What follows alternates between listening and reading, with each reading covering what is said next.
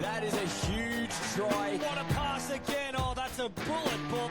Opens up. Huge hole through the middle. And Danny Norman charging up the field for a team, trying to get them home in this series. You are listening to the Touch Heads podcast. Here are your hosts, Danny Norman and Mitch Walkerton. G'day, Touchheads, and welcome to another episode of Touchheads podcast. I'm Mitch Walkerton, and I'm joined, as always, by Danny Norman. How are you, Danny? Good, thanks, Mitch. Season 2, episode 4. My goodness, we're almost halfway through the season. Big episode coming up today, Mitch. Lots to cover, lots to get through. We'll start, as we always do each week, with our pit and peak. Do you want to kick it off? I'll kick it off. My pit, if I can say, was a little bit of what's next to look forward to. A bit of the blues after a big tournament, which with NTLs in the rear view mirror is what I'm trying to say. Just felt a bit flat, to be fair. Yeah. Need something else to lock in on and focus and get ready to go with. So that's sort of Well, you've had Judy State Cup as well and all of that. Do you know what I mean? Like, it's been a massive Jan, Feb, March. Yeah, no, it has. Yeah, and you get those post-tournament blues hard when they kick in. Yeah, no, they are.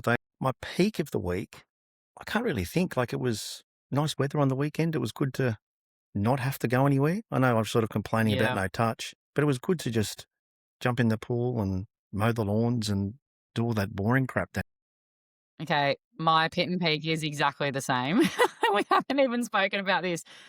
I always get post-tournament blues, but I feel like I get like a version of the Sunday scaries, like before you go back to work on a Sunday. You know, when you're sitting there and it's like 4 o'clock in the afternoon, you're like, fuck, I have work tomorrow, and you start to get that like nervous energy. I get that post-touch with going back to work and like getting back into my routine and missing all this stuff I need to catch up on.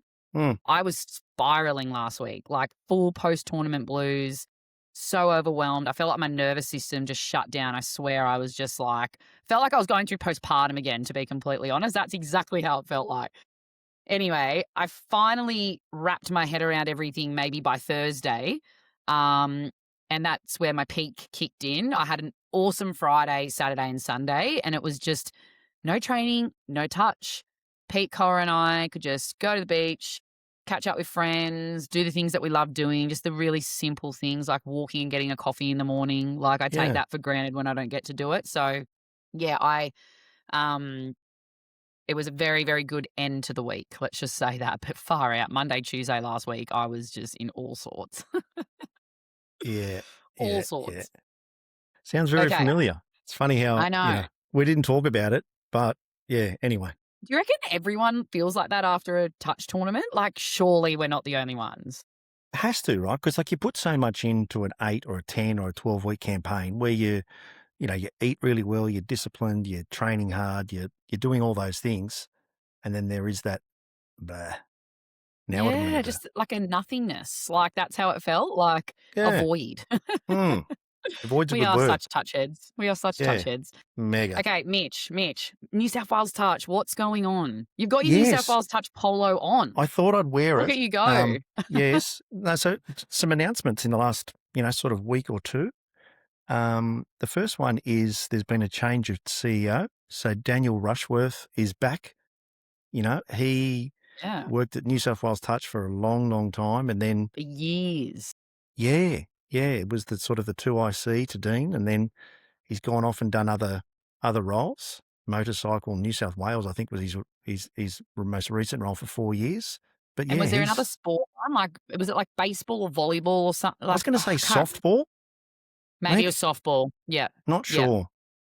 So, it's great to see him back because he's a touch person and he knows touch. Yeah. So I think it's ideal I think it's a great appointment, but disclaimer, I didn't get to meet Duncan and I actually hadn't even heard of him prior to his appointment. Wasn't sure who he was, if he'd been involved in the sport, but look, Rushy has so much experience. Like you said, Mitch, he's already worked with New South Wales Touch. He was 2IC, and I just reckon he's a great fit for the organisation. 100%. Such a great fit. Yeah. Duncan didn't have a touch background, which I think went against him. Yeah. Not sure how and what that happened. But you know what I would love? On Rushy's first day back, he walks in and goes, "Hey, Dean, can you go get me a coffee?" Yeah. Oh. Can I'm the you boss man now. imagine? Oh, how funny. I'm sure those two would have a great relationship and rapport. Well, I'd hope they did or do. But yeah, Yeah, look, no, they do. Rushy's the man in charge now. So I'm keen to Yeah. see what, I don't know, fresh twist he brings to New South Wales Touch and his outlook on things. There's already been, and I don't know if this is under his governance, but I'm assuming it might have been prior to this, but the New South Wales Junior State Cup changes. Yeah. You might walk us through that because you're a little bit more involved than what I am. Yeah, so they made an announcement maybe a week and a half ago. Everything is staying the same with Northern and Southern Conference. So Wagga is staying the same and on the same weekend. Northern is staying in Dubbo, but then moving it back one weekend. So it doesn't clash with Oztag. So therefore, Yes. if kids want to play in the Northern who want to play both sports, they can. Yep. Yeah. So does that then push back the state final? yeah, it'd have to. And 'Cause then I'm was not there sure a how that gap impacts between, NTL. or yeah, normally- okay, that's another thing. It normally goes Southern, Northern, Grand Final, NTLs. Is that like a bit of a disadvantage though for the Northern Conference that they only have like a week turnaround? Yeah, not sure. They won 6 and lost 4 this year. That was 7-3 the year before. Potentially. I know Yeah. that when we played the Northern and Southern a couple of years back, it was very hard to get the boys motivated to play because they just won at Dubbo and then they had to A play high. again. Yeah. Yeah. So, I don't know. But I think it's great that, if kids and parents can afford both sports and all that sort of stuff, more kids Oh. playing touch. All for it. I'm actually, look, I know we joke about Oztag a lot as well, and I even put up a post today about the Touch Heads Dictionary Oztag not being touch football, but it is so important for kids of that age to play multiple sports. Yeah, for sure. So Absolutely. if parents if they can afford both, if they can make Yeah. both, it's actually nice to see that we are somewhat working around one another because it is so important for kids to play multiple sports. I cannot preach it enough. I tell all my kids at school all the time, play as much as you can, different sports, go for it. They should be doing that at that age. Yep, no, I agree. So, yeah, common sense. So it's a good result, I think. Yeah, that's the updates, Danny. Oh, awesome. Feedback from the touch heads, Mitch. We've had some conversation sparkers, might I add. Yes. It's Golden great. boot. Like, Oh, it's good. It's good. Like, I love getting feedback from the listeners, and I love being corrected when I'm wrong. so do I. It's a I do too. great way to reflect and build and get better at what we're doing. But there's definitely some stuff I think we need to circle back on because I think it's still a conversation. It's not a black and white answer, Yeah. if that No, makes you're right. sense. Yeah. I know a black and white answer though. The Golden Boot winner at NTLs. We need to go back on that. Yeah. So I got a message from huge fan of the podcast and New South Wales Touch Chair Anthony Dudek, who Doody? big Scorpions man. Shout out to Doody. And I said that the Sharks have dominated NTLs. That's not the case. If you go back and look, it's 12-11. So Yeah, and you know what? I should have jumped in there and known better, but my mind was in a totally different place. I know that. Like, it's nearly a 50-50 split. Like, I've played for both entities, so I totally know that it's very close. And I definitely should have jumped in there. Sorry, Duty, if you're listening. God, yeah, 11, what is it? 11-10 or 11-12? 11-12. Wow, Yeah. crazy. And now Hornets are Yeah. coming into the mix. Maybe they'll Yeah, get they 10 in a are. row and then, it's a three-way tie. Oh, I don't know about that. But yeah, so, it was good going back and having a look at, all the different years. And the Cabras have also been pretty successful, over the years. But it's certainly, those two powerhouses that have sort of dominated. So it was good to get feedback. Let's jump into a topic that we definitely touched on last week. We've had some listener feedback and we want to walk about it again and open up the conversation. The 50% game qualifications. Yes. So again, we had some anonymous feedback and That's good. TFA of Queensland State Cup have used this rule for a couple of years, and the feedback was given that that's what participants wanted, and therefore that's the reason why they implemented the 50%. You must play 50% of game rules in order to qualify for finals. Okay. A bit to unpack. I get that it's been implemented in Queensland. That's not. I don't need someone to reinstate the rules for me. I know that that's the rule, whether it's in Queensland, New South Wales, South Australia, WA, whatever. Mm-hmm. I'm asking why, or someone explain it to me.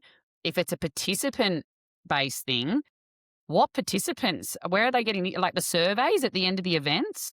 I wonder where this participant thing is coming from. But anyway, that's another thing. Mm. But this is my thing, Mitch. Why 50%? Who came up with that figure? And why that number? Why not 10%, 20%? Why has it got to be half the games? That's a lot. Yeah, it tournament. is. It is. It's a lot in a tournament. It is. Like we sort of said last week, it's certainly when we get Frosty and Marcus on in a couple of weeks, it's one of the questions that we'll ask and understand the why. Because, the why. Again, we've had a lot of feedback from, different people and, people have put stuff on the YouTube, and everyone seems to have a suggestion, which is great. We love hearing, all the touch heads feedback, but yeah, get a really good understanding would be a really good way to, kick it off. And I just want to I want to know why, because then I want to understand what's the benefit to come of it. What's the benefit what's the consequence if we didn't have it? What's the benefit with? Because there's the argument that, people can't just go and play rugby league or go and play footy or whatever, or someone that's a gun just roll in and play finals day, whatever it may be. Mm-hmm. Yeah, but then you still have to play the rest of the tournament with 15. Do you know what I mean? Like it's actually it kind of cancels each other out, I guess. And the real big one that I really want to find out is the topic of injury around this rule. I don't understand how that works. If you have a high level, particularly someone that might be involved in the Australian systems, twings in game one, you want to rest them. How does that work? How does that come into play? That just means they pay all this money to then not be able to play finals if they are cleared to play finals. Do you know what I mean? Again, not really sure. No. What I would hazard a guess and say, if the rules were to be the same, you would do Mr. X is going to play this game, and all he does, he's, one of the people, he walks on the kickoff, steps on the field, and then he steps off the field and you play with 13. But then why have the rule? I don't know. Do you know what I mean? Like, I just think I think it should be, I don't think it should be 50%. I think it should be less than that. Yep. Is my opinion. Obviously, my opinion only matters to so many people, but that's my opinion. And the last one I want to comment on about it, Mitch, why is it only the Opens divisions? Why is it not everyone? Not sure. God, there's just so much to unpack from it. And I'd love to pick Marcus and Frosty's brain about it for sure. Yep, I agree. We'll do that for sure, Danny. Cool. All right. Well, guys, we have a huge special guest on the podcast today. We've got the one and only Renee Murphy, the Australian Women's Open coach, coming on to sort of chat us through the new selection policy that has just come out at Touch Football Australia, which I think is a really, really good policy. It's something that's been needed for such a long time. And yeah, just to sort of talk us through what the Australian women's space looks like, what it's all about in that Opens international system. And, she's got such a huge background in the sport as a player, as a coach. And I know there'll be a lot of people listening out there that will take a lot of this. So we'll take a quick break, guys, and then we'll join you shortly with Renee.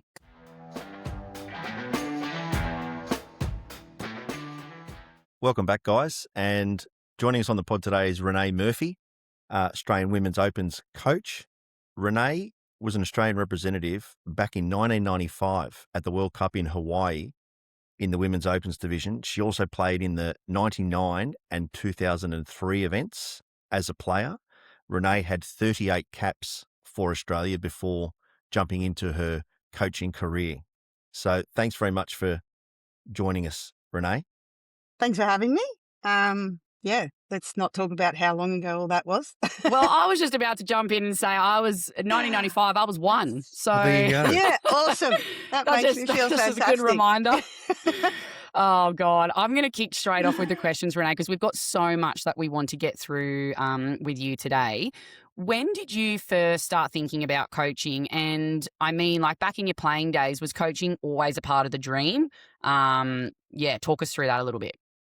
Well, when I was a player, I was always one of those technically minded players who asked a lot of questions, had to have an understanding of why things were happening. I was probably a little annoying. um, so I was always figuring things out, I think, organically as a player. So to naturally progress into coaching, I was doing that while I was still playing. And it wasn't something that I particularly focused on or had a goal to work towards. It just kind of fell into my lap. And there was times when people needed help, whether it was my younger sister's team at a Gold Coast level, or whether it was just helping out another coach at different times. And then while I was still playing in the Premier Division in Brisbane, we had some changes to the coaching staff, and I was still playing, and it would just happen to be me that had to do it. Um, I always enjoyed it. The challenge at the time, then probably when I was transitioning, was having to coach a peer group, which is not an easy task. But I had great friends, and they were always open to me and my suggestions around what we should be doing even before I was coaching. It was a natural progression, really. And I'm lucky that at my home life, my husband's a coach as well. So, we're always talking about it and looking at it from a coach's perspective. Yeah, that's so cool. And it's funny that you mentioned that coaching your peers and how it was a bit of a natural progression, but also a little bit challenging as well. Yeah. I look, as a player myself, and Mitch, you can probably attest to this as well. We always find that the coaches who have played before, they just know their shit. They know how to get shit done because they've been there. They've put themselves in the players' shoes when they are coaching. So, yeah, I kind of feel like you just nailed that. It is such a natural progression for some, not for everybody, but it definitely Yeah. comes with its challenges. If Yeah, you were absolutely. if you were to name an influence on your playing career that maybe influenced you to lead into your coaching, is there someone that stands out or a few people that stand out? Players I played with, or coaches I was coached by, Both. or Yeah, everyone? both. Look, there's a few. When I was younger, I met my husband in Hawaii, and he was playing for New South Wales, or was playing in the Australian team, but he was from New South Wales and played for New South Wales. So when we moved back and then decided that we wanted to, you know, come together, and I moved to Sydney, I moved away from a pretty close-knit peer group and was lucky enough to move into another.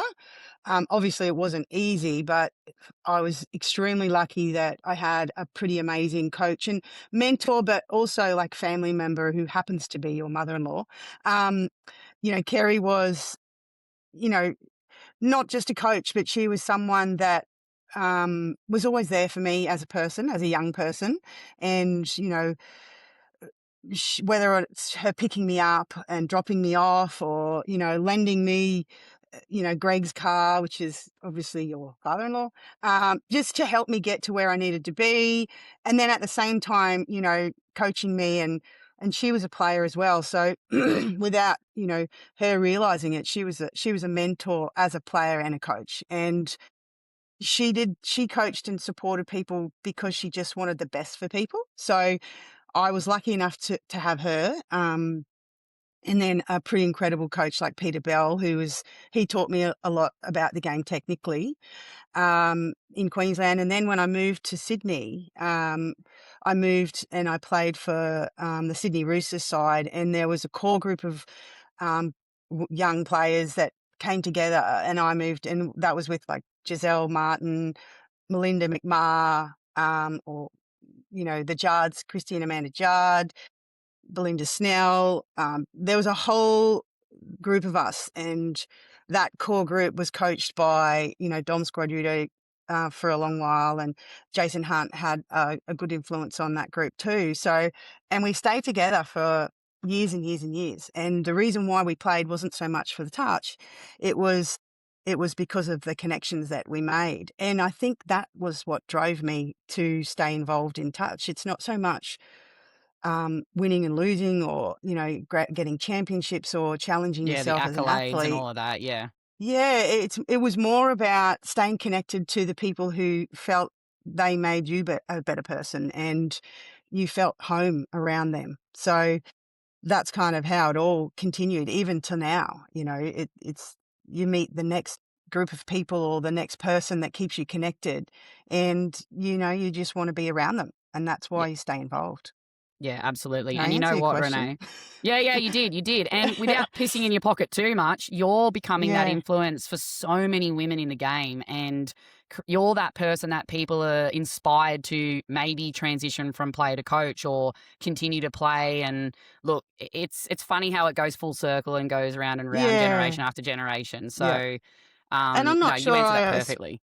well, thank you, but I'm not sure I aspired to be that. It's just happened because, I kind of lived my life that way. And, no, we don't always get it right, but we always have that as our, barometer to where we're going is trying to help people be better and support them on the touch field, but at home in their life if you can. Yeah, absolutely. So, going back to more technicality and game style hmm stuff here, how much do you think the game has changed from when you played to what it is now? Well, I think it's always evolving and changing, and which is a great part of our game. And there's flavors of what and how we used to play, and they come and go.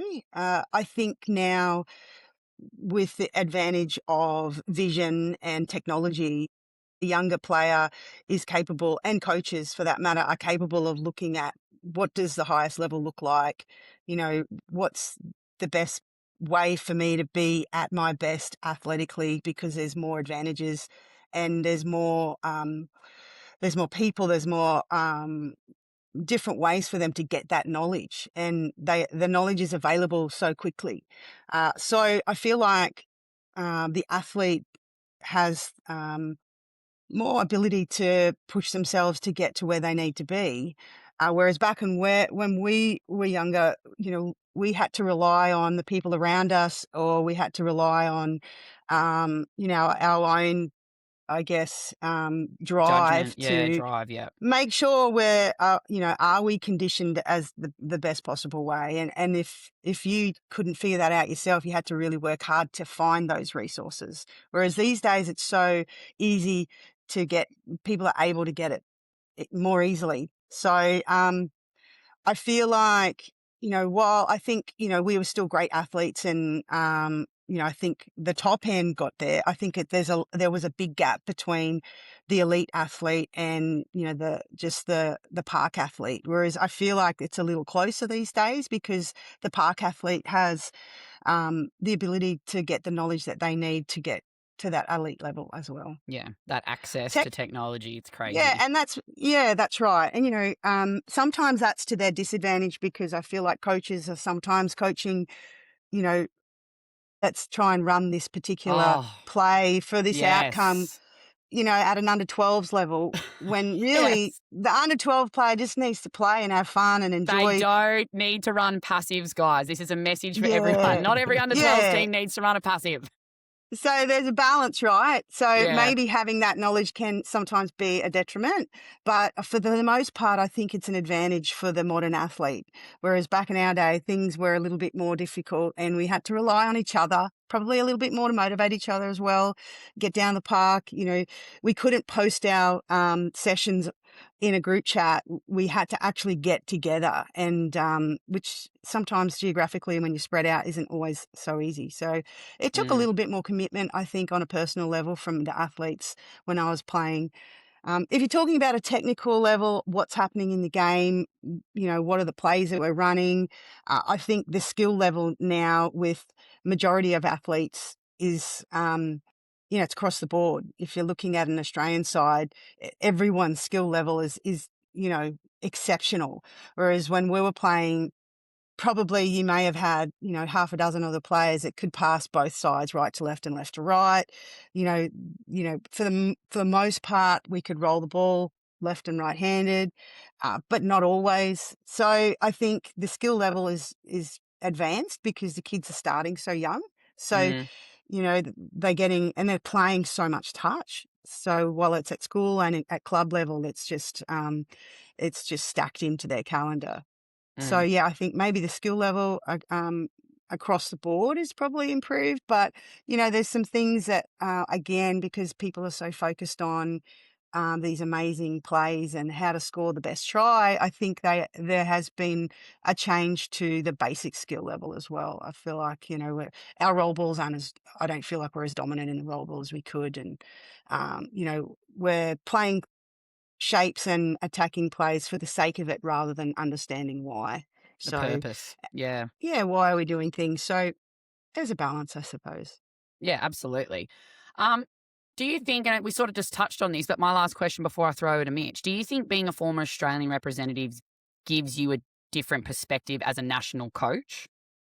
Yeah, absolutely. I feel like, especially as a female and as a mother who had a child and came back, I understand the challenges and how difficult it can be to navigate having kids and being at your best athletic performance, as well as fitting in team trainings, yeah, all that kind of stuff. So I don't think it's essential, but I do think it's an advantage, especially when you've played at the highest level for a long time. It's not easy to stay there. Once you get there, it's great, but staying there for a long period of time, like you have, Danny, is not an easy task, and it takes commitment and it takes a love of the game. You have to love it because, people come and go in a year or two, and then a whole new group comes in. There's only really a handful of people that have the ability to stay at the highest level for a really long time.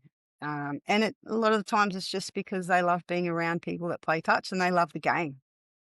And you go back to that connection, and you're right. If you feel connected and you love it and you just want to be a part of it, it's really a no-brainer thing. Like, you just stay involved because you Yeah, yeah, genuinely love being there.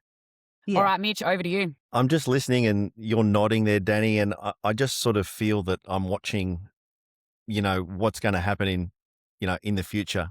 I can see you, Danny, like you coach 18's girls, you love it. You're always around the game. You've played at I'm pissing in your pocket again, but you've played at a very high level. And I know how busy you are, how committed you are. I see it too, Mitch. You're not alone. I can see the similarities, I guess, with regards to, what Renee went through and what you're currently doing, Danny, and where you'll end up going. But Renee, I guess the question, there's been some announcements, policies about the new selection policy for someone as simple as me and all the touch heads out there. Can you explain what these changes mean, with regards to the selection of the Aussie teams? Well, essentially, there was always a process in place prior to this more recent policy that has come about. So there was a process that went on, which governed how players were selected and how coaches were appointed. But there wasn't a board endorsed policy, which that's what there is now. So which is there for anybody. If they want to find it, they can find it, they can read it, so they can, if they can understand it.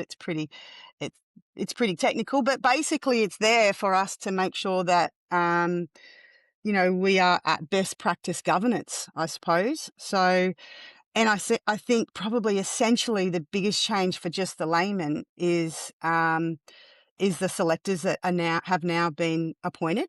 And so their involvement is at a TID level at all of our national events. So they'll be there and they'll be TIDing as well. And, they're part of the selection process when it comes to selecting squads, selecting teams. They work closely with the coaches.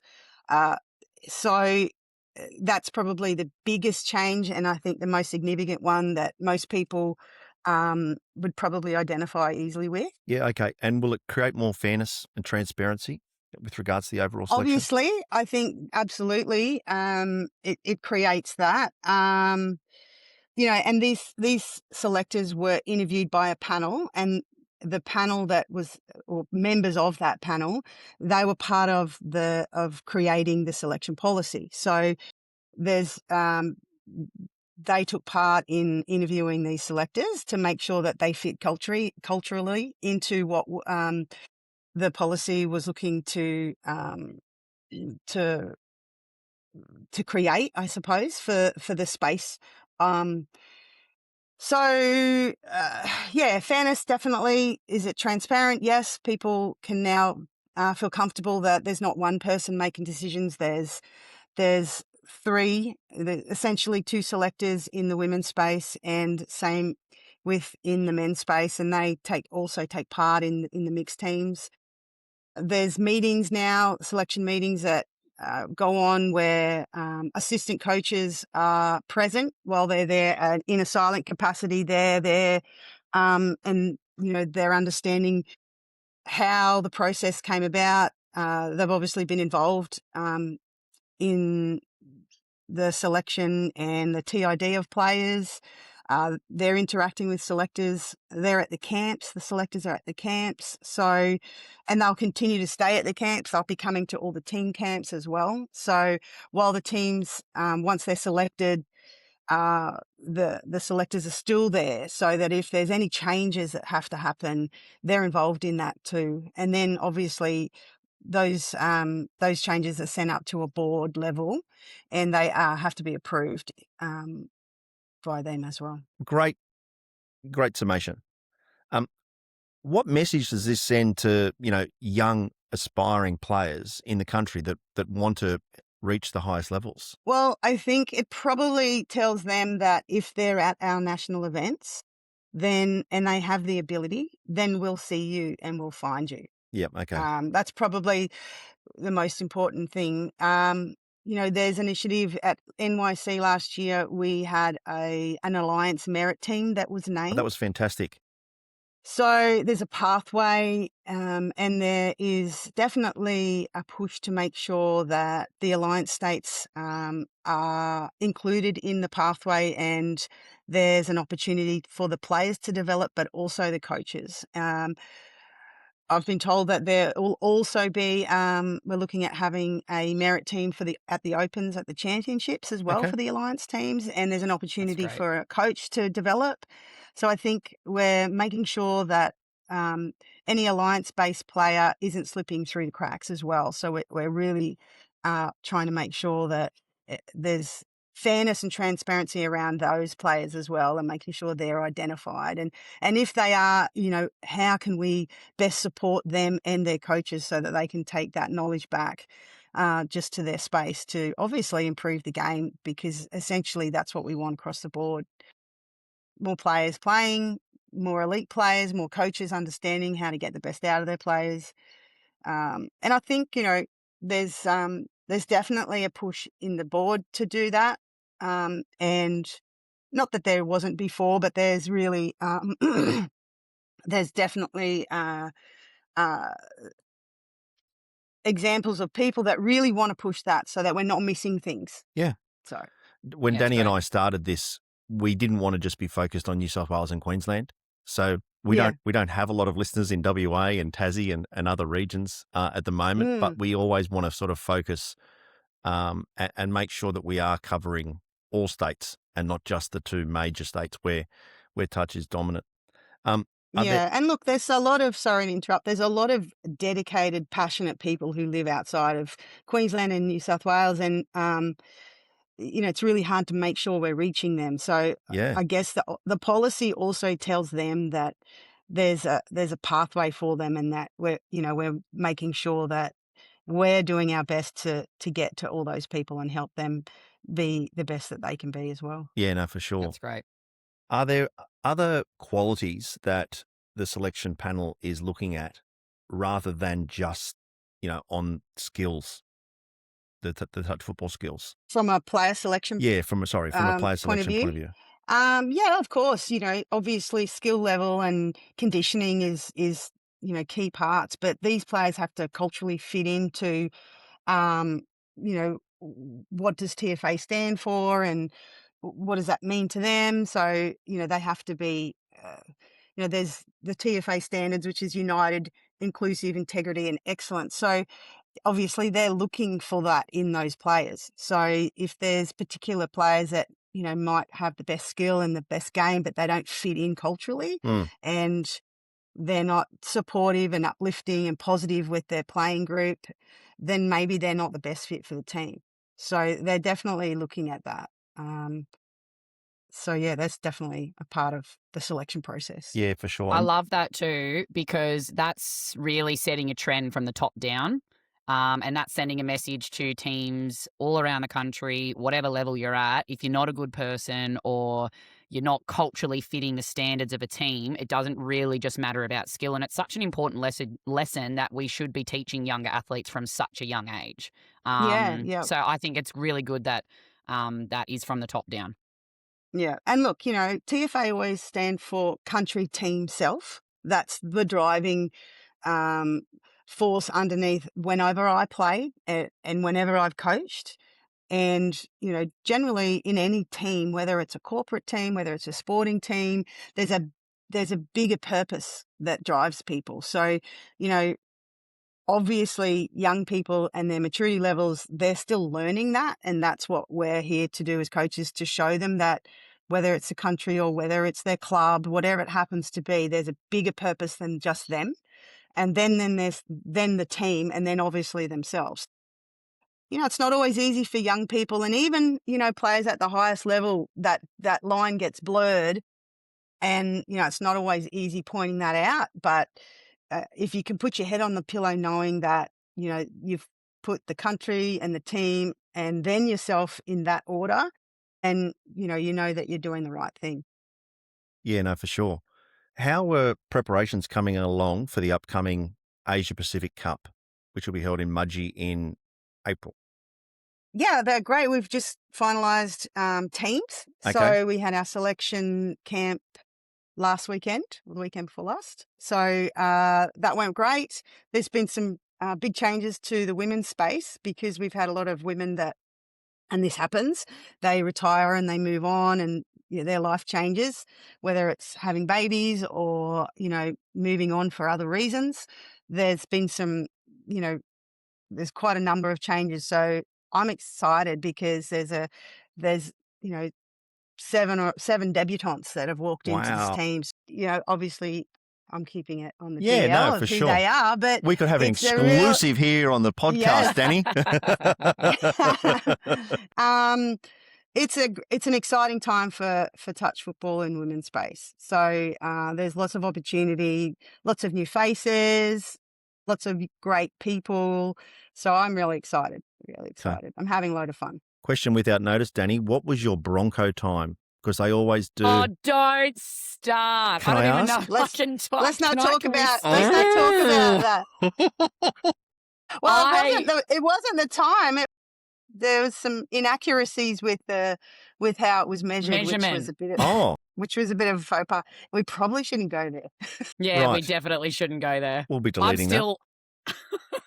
Yeah. Well, not so much. I think the women did it first, and it was measured out incorrectly. Their times were probably 30 seconds faster than they should have been. So So if you take 30 seconds off my time, I got a PB. yeah, If you keep it on, then no. But I'll Right. edit that out. Better Yeah. not. yeah. What's the biggest challenge heading into this campaign, Renee? Well, probably the fact that there's 7 debutantes. I think it's about that. So, some of those players have not played at this level. So that's a big step. And the good news is the event is at home. So it's in Australia. So when you are blooding some debutantes, that's the best space to do it, when they have their support people around them at home. We're not changing time zones. We're not in a different climate where it could be really cold, or we're playing with a footy that they're used to. So the changes are minimal. The standard is high and the level is the same, but there's not a lot of foreign things going on around them, but that can be quite distracting if you're new to that space. So they can really focus on themselves and their own game. Yeah, okay. You must be excited too, Danny. Assuming that you get selected in the team, and we're not going to make any assumptions, but hypothetically, if you are selected, you must be excited to play with, so many people who are, debuting for the women's team. Regardless if I'm selected or not, I just think that the Australian women's team is in really good hands, obviously, under Renee and the coaching staff that currently exists there. And I just think, and, Renee's touched on it before, but the standard of women's touch has just gone leaps and bounds in the last 10, 15 years. So to have 7 debutants in the team is speaking volumes of the processes and the people that are there that are able to even make those changes and allow that to happen. Because think about it from like an NRL team, for example. You put 7 debutants on display, like that would be bloody tough at the elite level. That would be bloody tough to do. You're on a national stage, on TV. That is really tough, but they have so many great people in place to allow that to happen. So it doesn't just have to be 1 or 2 changes. Obviously, like Renee said, there's been so much turnover in retirements and people having babies or whatever the reason may be, to know and have confidence in the coaching staff and the people that are there to control having that many new people in is really exciting. So I think, yeah, like the team's in really good hands. It's looking so bright, the future of the Australian women's and, men's mixed as well. Like it is really looking great, and I'm excited for what's ahead for that group. Yeah, for sure. Renee, my last question for you is, how's the international touch evolved specifically in the Asia Pacific region? Well, I think the standard is elevated, and obviously for the same reasons that I mentioned before, that there's knowledge that is so available to everyone now. So, someone in Fiji or Cook Islands or all of those Polynesian places, they have the ability to see what are we doing at the highest level. They can watch our week to week fixtures and implement different things into their game style. So it does, I think that helps elevate the standard. So how's it involved? I think there's more countries involved. From what I can understand from memory, at the last World Cup, there was more countries at the World Cup. So there's more players playing, and there's more countries playing. So, the Asia Pacific, I'm hoping, is what that means for them or us at that event is the standards higher, which means that competitive nature goes up a level, and it just makes for better footy. So, it definitely has changed and evolved in the standard. And I guess for the same reasons as young people, they have the ability to resource conditioning, nutrition, all those kinds of things that may not have been available to them before. And it's just because they can jump online and find it out. Yeah, absolutely. What's something, Renee, that people don't see about being a national coach? Like, it's always incredible to say that you're the tip top of Australian women's touch football. But what's something that people don't see? Well, I guess they don't see the time that you spend making sure that you're not missing anything from a technical level. The hours that I would spend looking at footage, reviewing players, even having conversations with other coaches, mentors, just to make sure that you're not missing anything. Also, I remember when I was a player and I had no real understanding of what the coaches were doing with, making sure that you are connecting with all of the playing group and having conversation with them to make sure they're supported on the field and at home, because there's so many things that go into why players play their best footy. So they have to make sure that, not just the footy stuff is handled, the home stuff is also well looked after, and then they're okay, because there's more to it than just football. There's a lot of that kind of conversation going on. Yeah. And then, of course, your own personal life has to be okay. Everyone has stuff going on, so you want to make sure that you're handling that. And, I've got 2 daughters. One of them's getting married this year, which is super exciting. So there's lots of things happening in your own space that takes time. So yeah, I guess that's all that kind of stuff. And I, just preparation into camps, preparation into team trainings. It's always a few hours that goes into making sure that the team trainings, whether it's a weekly basis or whether it's a national camp, that the camp is sequential, things are put in place at the right time, so the learnings are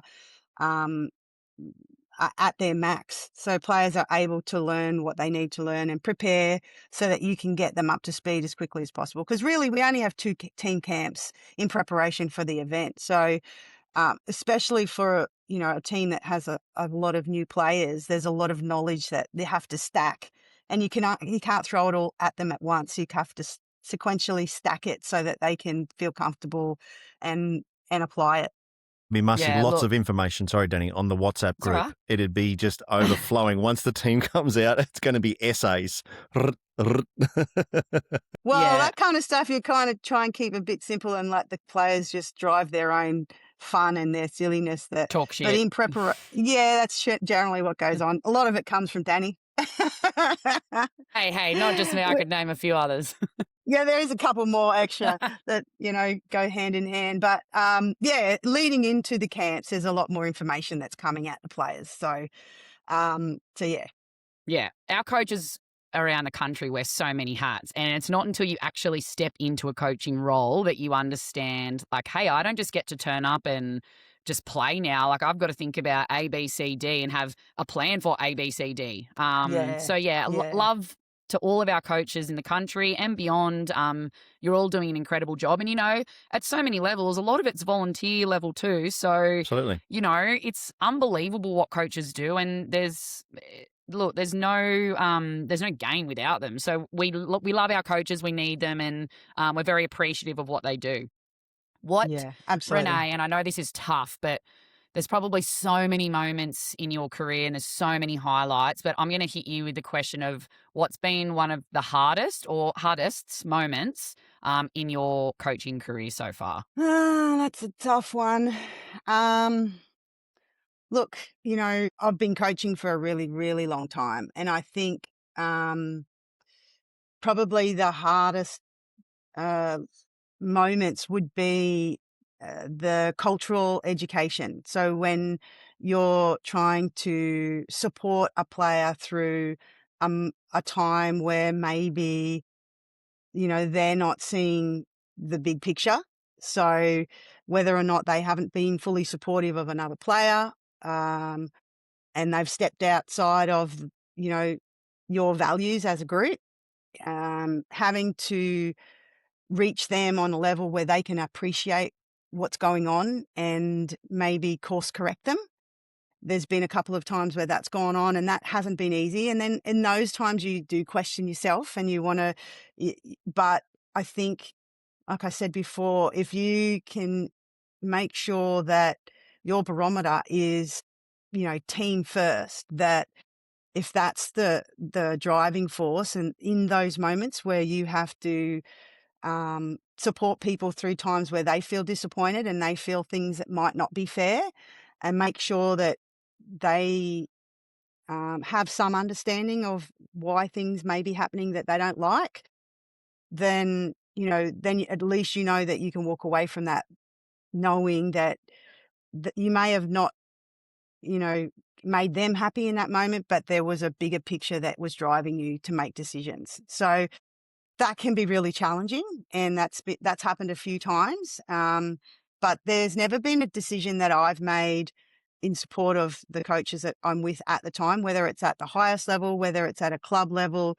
or whether it's at a state level or even a regional level, where I felt that I walked away and got it wrong. I feel like I made decisions based on what the team needed, and that's what drove me to make those decisions. And sometimes that doesn't always go down well, but at the end of the day, country team self is what drives you. Then that you can walk away feeling comfortable that you haven't let anybody down, even though it might not have been what made that player happy at the time.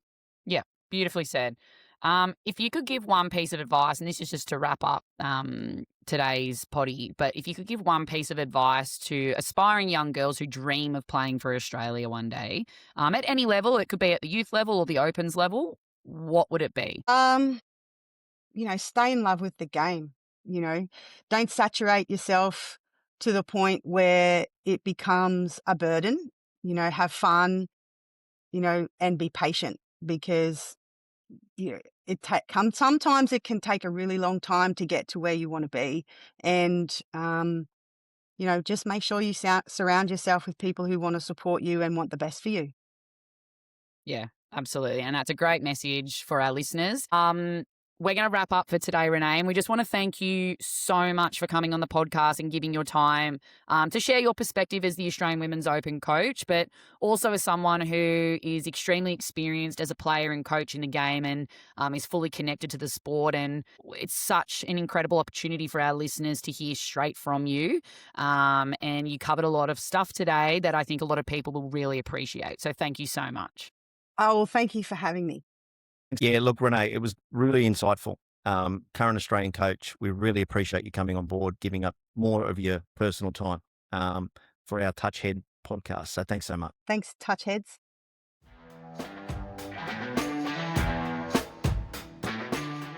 All right, Mitch, great chat with Renee. She is a wealth of knowledge. I have been so lucky to be coached by her and learn from her. I didn't really have a choice, actually. I remember when I first moved up here, this is a bit of a side story. When I first moved up here, my mother-in-law told me she'd already signed me up for a team without my consent. I had no knowledge about it. Turn up to training the first week and there's Renee in the UQ team. I had no idea what I was in for. I'd never met Renee, and yeah, it was really cool to get to know her and spend all of those years with her, and I continue to do so. So feeling very blessed to work with Renee. And I know a lot of young girls and boys out there will probably be listening to that, feeling a little bit more open-minded to what it takes to get into the Australian system and know how it sort of works now, I guess, which is great for the sport. Absolutely. I really enjoyed the chat and the insights. So yeah, it was great. Yeah, and even from a coach's perspective too, it's great. Mm. All right, part of our season 2, we've come up with this touch base segment where we're going to be talking to people around the country, potentially around the world, where we touch base with clubs, affiliates, regions, and just see what they're up to in their state. So, Mitch, you got to do a lot of that at NTLs, which was great. And our touch base segment this week is with our mates from South Australia. And I've got a little clip here that I'm going to start playing, and yeah, have a listen. Thanks, guys. We're in the South Australian Heat tent, and we're talking to a couple of the boys who are playing in the Men's Opens B. We've got Slade here and Toby. How's it been? You've played 5 pool games, 1 game to go before the Men's Opens B grand final. How are you finding the pace?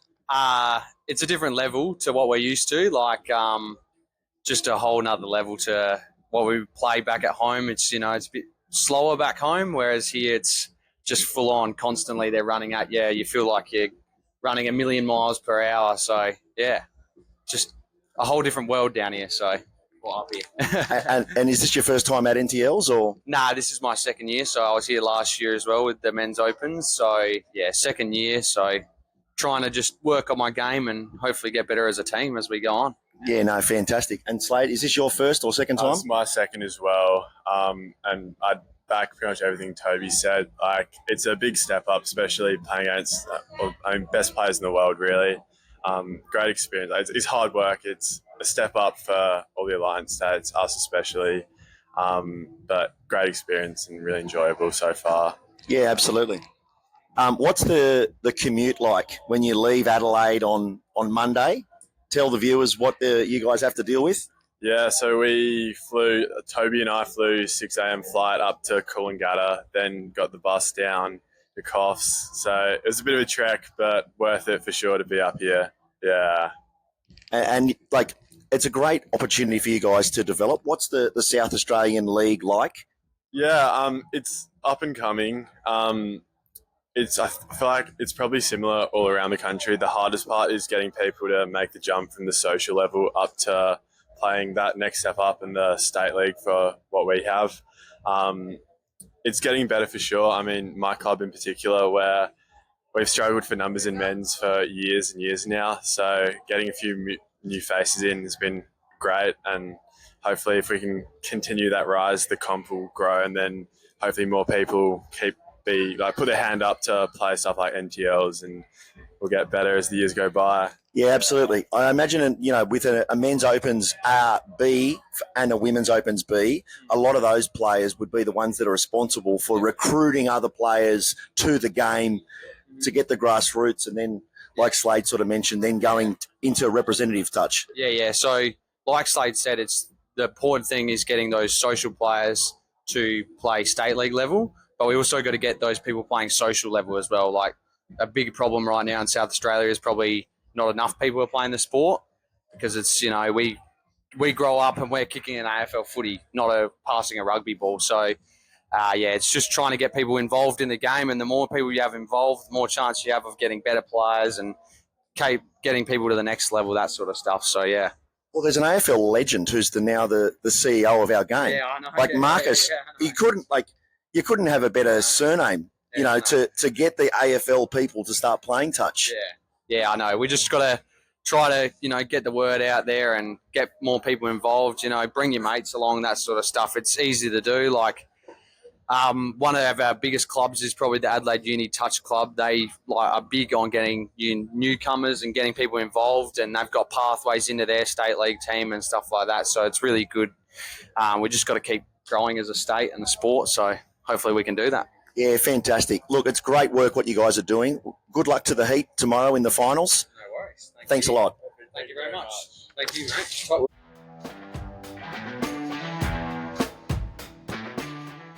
And they said how fast it was, and Yeah, but I can't really remember. okay. Well, maybe just. I'll just jump in and say what two good fellas that was. Really enjoyed the chat. It was definitely two guys. Yeah. Okay, it sweet. was two guys. Okay, cool. Thanks very much, guys. That was a really good chat, Danny.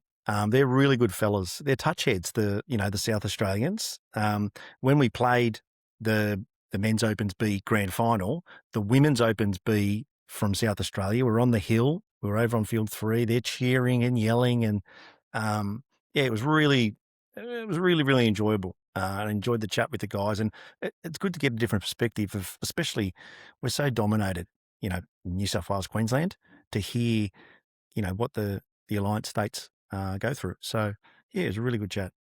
Yeah, I really enjoyed that too, Mitch. And honestly, agree with you. We are in such a bubble in New South Wales and Queensland. It's nice to hear outside of that bubble and touch base with our mates from South Australia. So thank you very much, guys. That is all for this week, folks. We are wrapping up. Speaking of Alliance states, Mitch, we have the legendary Leah Percy, and I think Elias as well, El Char, coming on the podcast next week to talk through all things touch football in Victoria, Alliance, what they're doing for game development down there, because those two are absolute legends in touch football Victoria and around Australia, and I'm really looking forward to catching up with them. Yeah, it'll be really good. We've been trying to, line them up for a couple of weeks now, but it'll be really good to pick their brains and just, again, hear, the development of touch in Victoria. Have a chat with Leah with all, her history in the game. So it'll be great. Yeah. Awesome. Okay, guys, once again, if you have any feedback, if you have any comments, questions, send them through to us. This is a bit of a call out as well for our touch base segment. If you want to send in voice memos, I know we spoke about this on the season 2 opener. We'd love to hear from you. So if you want to send in some questions for either Mitch or Mitch or myself to answer, you can do that. Keep following, keep sharing, keep commenting. We love the feedback, and we will see you next week, Touchheads. See you guys.